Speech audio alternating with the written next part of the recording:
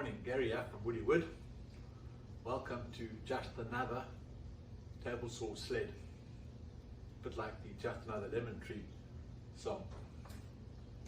Having built my table saw table, I made a jig, and this was the first version of it. So what I wanted to go through, what I found worked, what I found didn't worked, and basically I didn't like anything about it. It's heavy, it doesn't slide easily despite me waxing the table significantly.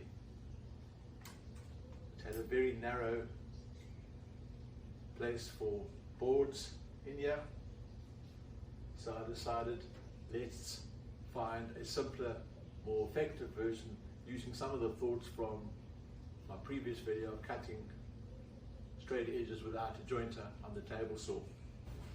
So what did I do to make it lighter, make this easier to push,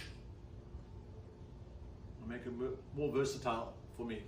Well, let's start by removing the backboard. Much lighter already. Second thing I did was to remove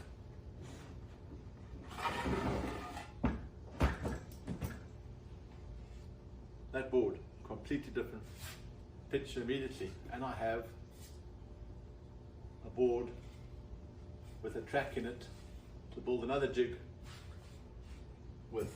Now it slides easily, just like that. Additionally, I can now create straight edges on short pieces without the cumbersome planing setup for jointers as per my previous video. Just hold it tightly and away you go. Simple. So if I needed to cut something that was greater than 45, this is just on 50. I have the room on the table, but I will still add to it is a track, 2 tracks. Yeah, clamps to hold the piece in place as you push it through. I really hope that you found some of those pointers useful, some of the techniques to make do-it-yourself woodworking and woodworking for beginners so much simpler and easier to do.